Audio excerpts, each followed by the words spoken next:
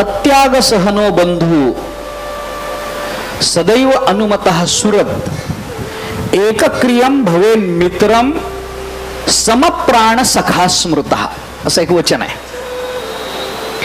भाऊ वेगळा, सुहृद वेगळा, मित्र वेगळा आणि सखा वेगळा असे प्रकार त्याच्यात केले. कुणाला सखा म्हणायचं, मित्र कुणाला म्हणायचं. अत्याग सहनो बंधू, बंधू कुणाला म्हणायचं, ज्याचा त्याग आपल्याला सहन होत नाही त्याला बंधू असं म्हणायचं. किंवा त्याचा दुसरा एक अर्थ सांगतो, अत्याग सहनो बंधू,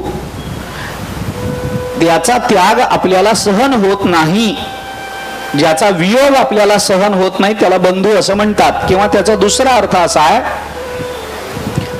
आम्ही काहीही केलं तरी जो सहन करून आमचा त्याग करत नाही त्याला बंधू असं म्हणतात.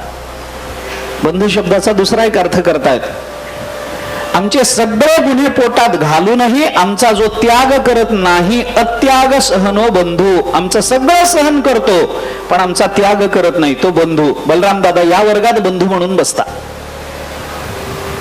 भगवंतानी केलेल्या अनेक खोड्या बलराम दादांनी पोटात घेतल्या आहेत. नाही तर भावाभावाचं नातं असं असतं की भावाचं नाव कधी एकदा आई वडिलांना सांगून त्यांना मार खायला घालू याच्याकरता दुसरा भाऊ वाटच बघत असतो. पण बलराम दादांनी भगवंताच्या अनेक खोड्या पोटात घेतल्या, त्यांना मार खाऊ दिला नाही, त्यांना वाचवलं, त्यांना राखलं. अनेक गुन्हे केले तरी पोटात घेऊन जो आपला त्याग करत नाही तो बंधू. सदैव अनुमतः सुरत, आपल्या सर्व विचाराला नेहमी जो अनुमती देतो, अनुमत असतो, सहमत असतो. हा तू म्हणशील तसं, तू असं करायचंय बरं तसं करू, तसं करायचंय बरं तसं करू, असं म्हणून जो राहतो त्याला सुरत असं म्हणतात. बलराम दादा भगवंताचे सुहृद आहेत. जायचंय गोकुळ सोडून, चला जाऊ.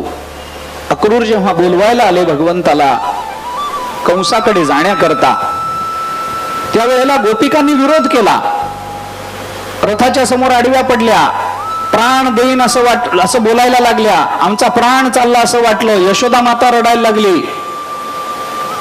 एवढा सगळं होऊन सुद्धा बलराम दादानी एका अक्षराने भगवंताला असं म्हटलं नाही की कान्होबा हे सगळे तुझ्या करता रडतात, आजचा दिवस आपण इथं थांबू. नाही, भगवंताला जायचंय ना, चला निघायचंय.